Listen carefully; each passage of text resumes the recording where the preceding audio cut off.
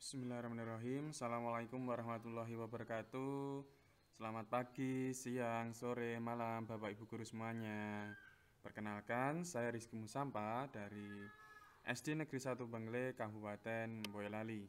Di sini saya akan melakukan aksi nyata terkait dengan topik kurikulum merdeka yang ada pada platform Merdeka Mengajar, yaitu dengan tema menyebarkan pemahaman mengapa kurikulum perlu berubah.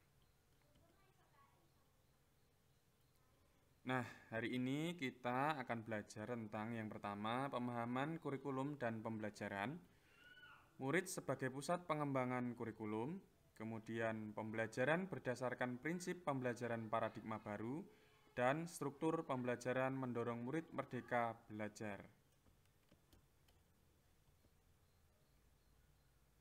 Nah, dalam kali ini ada dua modul, yaitu yang pertama modul kurikulum dan yang kedua adalah kurikulum merdeka. Nah, kita masuk pada modul yang pertama, yaitu kurikulum. Dalam modul 1 ini ada dua materi, ya. Mengapa kurikulum berubah-ubah dan bagaimana adaptasi kurikulum dilakukan di tingkat sekolah. Nah, kali ini ada dua materi, yaitu tentang kurikulum dan kurikulum dalam pembelajaran. Nah, tentang kurikulum, sebenarnya apa sih kurikulum itu? Sebenarnya belum ada pengertian kurikulum yang mengikat secara universal. Kurikulum itu kompleks dan multidimensi, dan dapat dimaknai juga sebagai titik awal sampai titik akhir pengalaman belajar murid. Dan kurikulum ini bisa diibaratkan jantungnya pendidikan.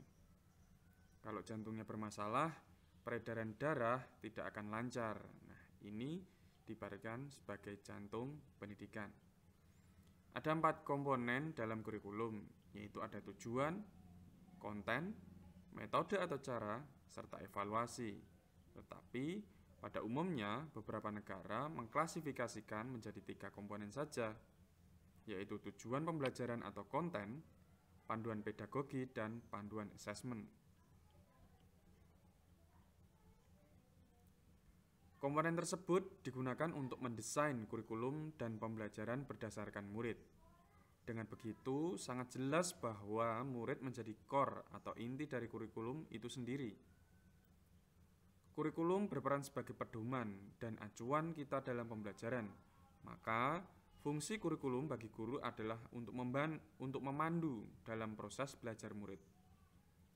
Peran dan fungsi kurikulum dapat kita optimalisasi dalam kerangka yaitu mewariskan nilai budaya masyarakat yang relevan dengan masa kini, mengembangkan sesuatu yang dibutuhkan, mengembangkan sesuai yang dibutuhkan saat ini dan masa depan, menilai dan memilih sesuatu yang relevan atau kontekstual sebagai kontrol sosial.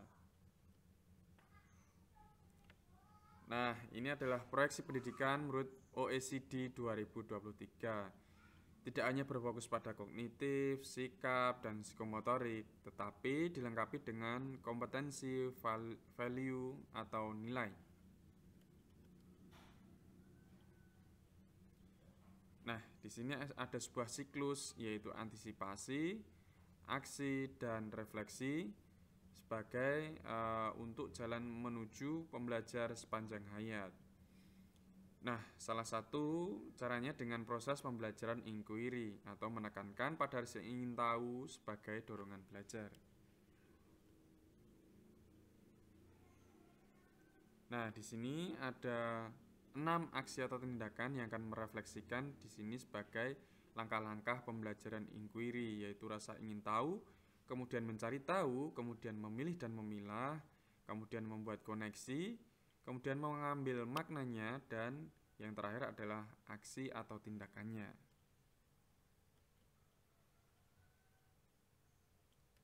Nah, sebagai pemilik dan pengembang kurikulum di satuan pendidikan, kitalah yang terus beradaptasi mengembangkan kurikulum sesuai dengan konteks dan karakteristik murid-murid kita.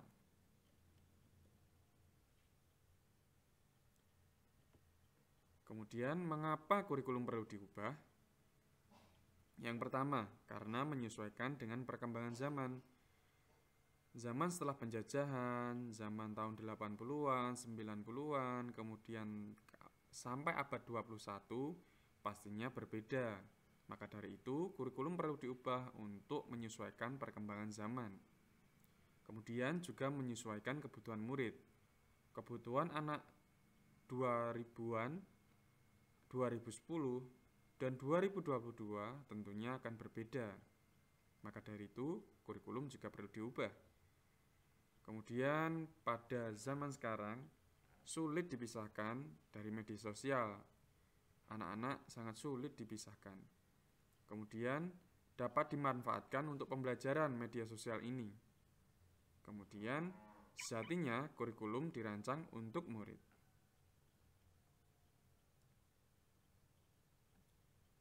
Kemudian mengapa kurikulum perlu diadaptasi? Karena adanya perbedaan lingkungan dan ekosistem di sekitar sekolah. Maka dari itu, satuan pendidikan harus mengadaptasi kurikulum terlebih dahulu. Di sini bisa diterjemahkan dalam kurikulum operasional satuan pendidikan. Kita sebut saja KOSP. Penerjemahan kurikulum tidak hanya dipengaruhi geografis, tetapi juga budaya dan sosiologis.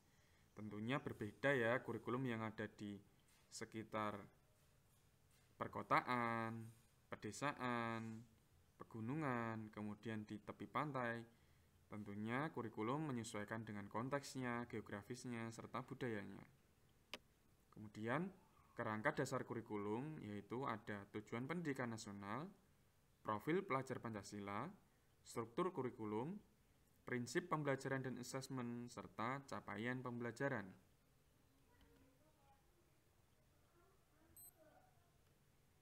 Nah, keanekaragaman latar belakang dan kemampuan murid merupakan tolak ukur adaptasi kurikulum operasional satuan pendidikan (KOSP) guna memastikan setiap murid akan berkembang sesuai dengan zamannya.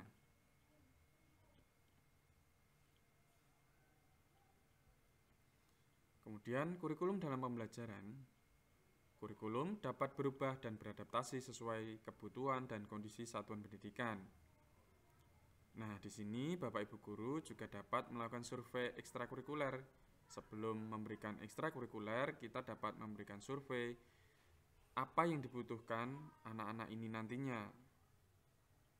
Kemudian, sebaiknya secara berkala dievaluasi pembelajarannya. Kemudian, setiap sekolah diberi kewenangan untuk mengatur alur tujuan pembelajaran atau ATP, modul ajar, media ajar, sampai asesmen. Nah, berikut adalah komponen KOSP, kurikulum operasional satuan pendidikan. Yang pertama, karakteristik satuan pendidikan, kemudian ada visi, misi, dan tujuan sekolah, kemudian perencanaan pembelajaran, termasuk di dalamnya alur tujuan pembelajaran atau ATP, asesmen, modul ajar, media ajar, serta program prioritas satuan pendidikan. Yang keempat, pengorganisasian pembelajaran, termasuk di dalamnya muatan kurikulum, beban belajar, program intrakurikuler, ekstrakurikuler, dan proyek penguatan profil pelajar Pancasila. Dan yang kelima, yaitu sistem pendampingan, evaluasi, dan pengembangan profesional. Nah, berikut ini adalah prinsip pengembangan KOSP, yaitu juga berpusat pada murid, kontekstual, esensial, akuntabel, dan melibatkan berbagai pemangku kepentingan.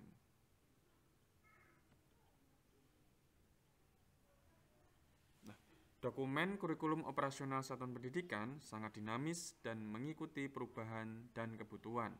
Dokumen ini dapat diperbarui secara berkesinambungan. Nah, kemudian selanjutnya pada modul 2 yaitu kurikulum merdeka.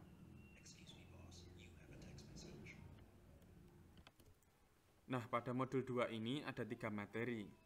Di sini kita akan belajar bagaimana mengimplementasikan Merdeka Belajar melalui pemahaman pembelajaran dengan paradigma baru dengan menerapkan kurikulum merdeka di satuan pendidikan kita. 3 materi yaitu pertama, prinsip umum pembelajaran, kedua, capaian pembelajaran, dan yang ketiga, struktur pembelajaran dengan paradigma baru. Yang pertama, prinsip umum pembelajaran. Apa saja prinsip pembelajaran yang berpihak pada murid? Yang pertama, mempertimbangkan kebutuhan capaian belajar murid, yaitu kebutuhan belajar dan perkembangannya. Harapannya, perbedaan kompetensi dan potensi setiap murid dapat difasilitasi sehingga murid mendapat hak belajarnya dengan baik. Untuk memahami kebutuhan dan kemampuan murid, guru dapat melakukan yaitu asesmen diagnostik. Dari asesmen diagnostik, guru dapat memahami kebutuhan setiap muridnya, kemudian menggunakan pendekatan pembelajaran yang terdiferensiasi untuk mengakomodir kebutuhan murid yang beragam. Kemudian yang kedua, membangun kapasitas belajar murid menjadi pembelajar sepanjang hayat. Tentunya fisik, mental, pikiran murid akan terus berkembang. Maka diperlukan pembelajaran yang mengembangkan pola pikir tumbuh atau growth mindset. Yang ketiga yaitu mendukung perkembangan kognitif dan karakter murid, kemudian menyesuaikan konteks kehidupan murid dan mengarah pada masa depan yang berkelanjutan.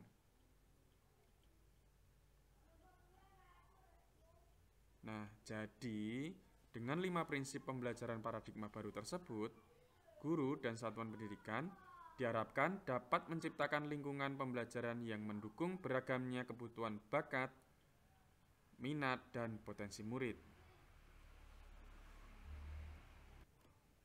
Kemudian kita masuk pada capaian pembelajaran. Capaian pembelajaran merupakan kompetensi dan karakter yang ingin dicapai setelah menyelesaikan pembelajaran dalam waktu tertentu. Capaian pembelajaran setara dengan KI dan KD pada kurikulum 2013. Capaian pembelajaran dirancang berdasarkan fase, bukan per tahun.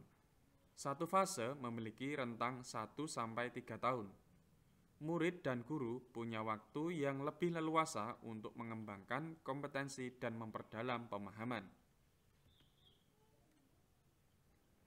Nah, ini adalah fase-fasenya.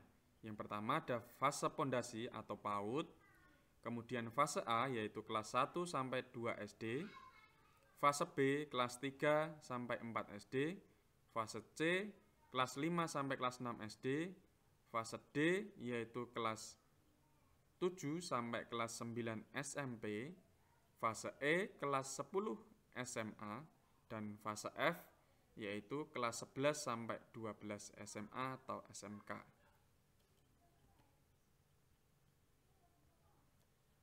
Capaian pembelajaran setiap fase memuat kompetensi murid yang ingin dicapai di akhir fase tersebut.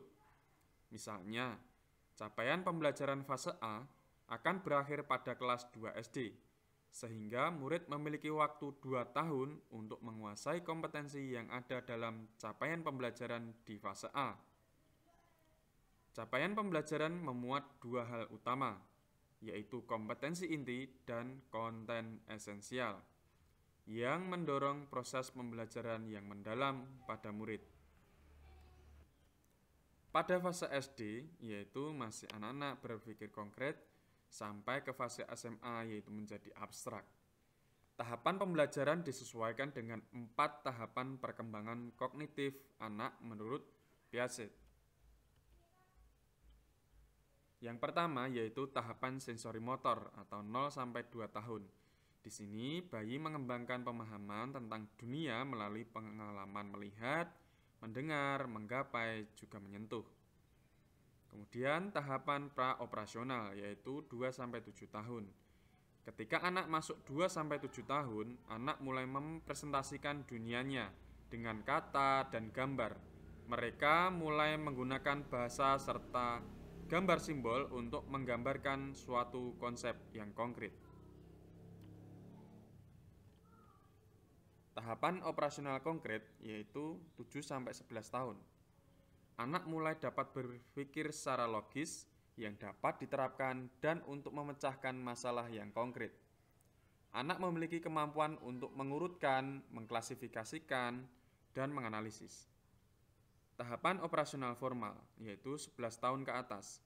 Anak sudah bisa berpikir abstrak, lebih logis, sehingga memiliki kemampuan memecahkan masalah yang lebih abstrak dan menarik kesimpulan.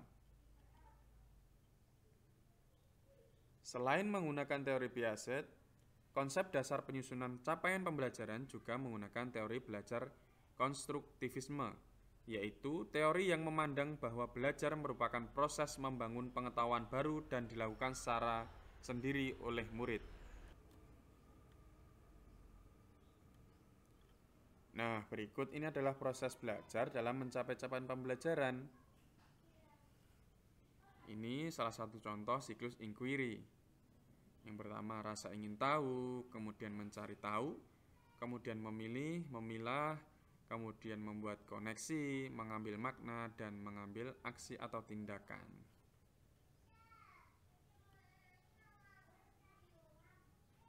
Kemudian selanjutnya capaian pembelajaran dalam kurikulum. Dalam struktur kurikulum prototipe, capaian pembelajaran atau CP menjadi acuan yang kita pakai untuk pembelajaran intrakurikuler. Kompetensi-kompetensi pada capaian pembelajaran diturunkan menjadi tujuan pembelajaran yang tersusun sebagai sebuah alur untuk satu fase, disebut sebagai alur tujuan pembelajaran.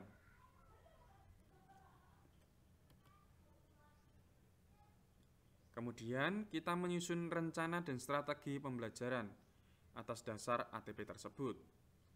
ATP atau alur tujuan pembelajaran digunakan untuk menentukan modul ajar yang kita kembangkan maupun yang kita pilih. Kompetensi pada pembelajaran intrakurikuler sebelumnya mencakup ranah sikap, pengetahuan, keterampilan yang masing-masing berdiri sendiri. Kemudian kita masuk pada kompetensi, capaian pembelajaran, dan profil pelajar Pancasila. Profil pelajar Pancasila menggambarkan karakteristik pelajar yang diharapkan akan terbangun seiring dengan perkembangan dan kemajuan proses pendidikan setiap individu. Profil pelajar Pancasila dijabarkan melalui 6 dimensi, yaitu beriman, bertakwa kepada Tuhan Yang Maha Esa dan berakhlak mulia, mandiri, bernalar kritis, kreatif, bergotong royong, dan berkebinekaan global. Keenam dimensi ini harus dibangun terus-menerus secara konsisten, sejak fase pondasi di PAUD sampai di akhir fase F atau setelah lulus SMA atau SMK. Keenam dimensi ini menjadi rujukan bagi guru saat menurunkan capaian pembelajaran menjadi alur tujuan pembelajaran ATP maupun modul ajar.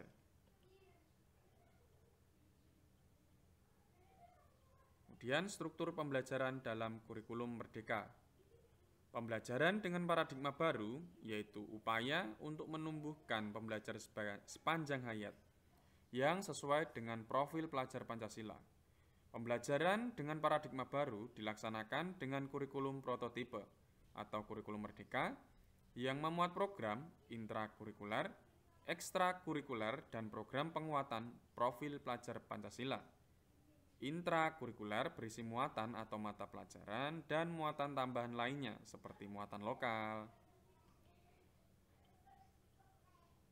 Kemudian, pada jenjang PAUD, murid akan belajar melalui kegiatan bermain yang mencakup antara lain literasi, numerasi, agama, moral, dan sebagainya. Pada jenjang SD, mata pelajaran IPA dan IPS dilebur menjadi IPAS. Hal ini didasarkan pada anak usia SD masih dalam tahap berpikir konkret atau sederhana, holistik, komprehensif atau menyeluruh, dan tidak detail. Pada jenjang SMP, mata pelajaran informatika menjadi mata pelajaran wajib. Pada jenjang SMA, murid lebih dipersiapkan pada minat yang menunjang pilihan pendidikan pada jenjang berikutnya, sehingga pembelajaran dibagi menjadi mata pelajaran umum dan program peminatan mulai kelas 11. Pada program peminatan di SMA, murid diperbolehkan mengambil beberapa mata pelajaran pilihan sesuai minat, bakat, dan aspirasinya.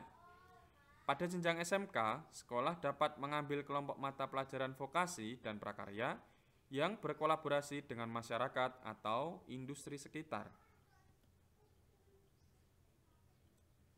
Untuk sekolah luar biasa atau SLB, penggunaan capaian pembelajaran akan berbeda-beda karena bergantung pada hasil analisis usia mental murid.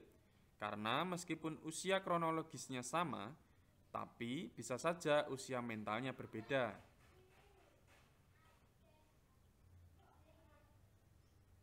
Untuk kegiatan ekstrakurikuler, kegiatannya tetap diadakan pada pembelajaran dengan kurikulum prototipe. Pelaksanaannya dapat dikembangkan oleh satuan pendidikan sesuai dengan kapasitas dan minat karakteristik murid. Selanjutnya, mari kita mengenal pembelajaran proyek. Program ini merupakan pembelajaran berbasis proyek yang ditujukan untuk penguatan profil pelajar Pancasila melalui tema yang telah ditetapkan, yaitu gaya hidup berkelanjutan, kearifan lokal, Bhinneka Tunggal Ika, bangunlah jiwa dan raganya, suara demokrasi, berrekayasa dan berteknologi untuk membangun NKRI, dan kewirausahaan. Dalam pelaksanaannya, kegiatan ini mempunyai alokasi waktu tersendiri dan tidak terikat dengan mata pelajaran apapun. Asesmen yang dilakukan pun berfokus pada keenam dimensi profil pelajar Pancasila. Penguatan profil pelajar Pancasila memberikan pembelajaran yang kontekstual, mengasah kemampuan berpikir, dan pemecahan masalah pada murid-murid akan belajar mengaplikasikan ilmu lintas disiplin pada program ini.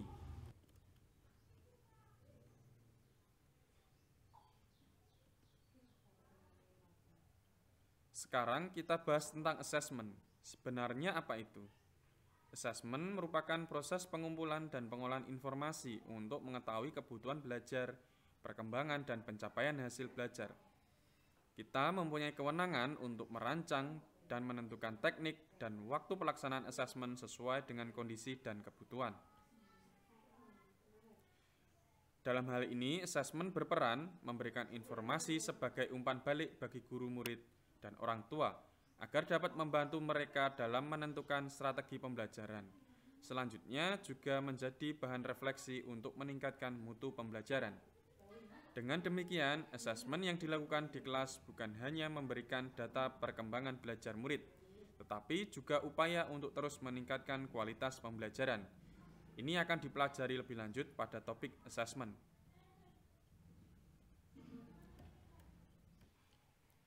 Ibu dan Bapak guru, pada pelaksanaan kurikulum prototipe, satuan pendidikan juga memiliki kebebasan untuk menentukan alokasi waktu pembelajaran. Ada 3 alternatif model pembelajaran yang dapat diadaptasi, yaitu model reguler, blok, dan kolaborasi. Model reguler yaitu model pembelajaran yang paling umum digunakan setiap pembelajaran dilakukan terpisah antara satu dengan lainnya. Pada waktu pembelajaran dikelola dalam bentuk blok-blok. Ini adalah model blok. Misalnya, dalam satu semester mata pelajaran IPA diajarkan dalam 3 bulan pertama. Kemudian 3 bulan selanjutnya digunakan untuk mata pelajaran IPS. Pada model kolaborasi, guru berkolaborasi sedemikian rupa untuk merencanakan, melaksanakan, dan melakukan asesmen untuk suatu pembelajaran yang terpadu. Misalnya kolaborasi antara bahasa Indonesia dan seni musik. Murid membuat lirik puisi dan membuat lagu dari lirik tersebut. Dalam menentukan alokasi waktu ini, pertimbangkanlah sarana prasarana, jam mengajar guru, atau strategi lainnya agar pengorganisasian kegiatan belajar berjalan dengan lancar. Ibu dan Bapak guru, selain keleluasaan dalam menentukan alokasi waktu, kita juga mempunyai keleluasaan untuk memilih dan memberikan perangkat ajar kepada murid. Selama masih ada dalam prinsip pembelajaran dengan paradigma baru. Jadi, perangkat ajar bukan saja melalui buku teks, tetapi menggunakan media lainnya seperti modul ajar, modul proyek, buku non-teks, video, media cetak, atau media digital. Ibu dan Bapak guru, sampai di sini materi struktur pembelajaran dalam kurikulum prototipe. Ibu dan Bapak guru diharapkan untuk selalu ingat bahwa struktur ini didesain dengan prinsip pendidikan yang berpusat pada murid. Sehingga dalam pelaksanaannya harap diperhatikan bahwa masing-masing satuan pendidikan dapat menyesuaikan kurikulum sesuai dengan konteksnya. Demikian aksi nyata dari saya ucapkan terima kasih Bapak Ibu Guru hebat. Dan jangan lupa Bapak Ibu Guru hebat mengisi feedback akan aksi nyata ini dengan mengunjungi https://feedback_kurikulum_rizky atau dapat men-scan barcode berikut ini. Sekali lagi terima kasih atas partisipasinya. Kurang lebihnya mohon maaf. Assalamualaikum warahmatullahi wabarakatuh.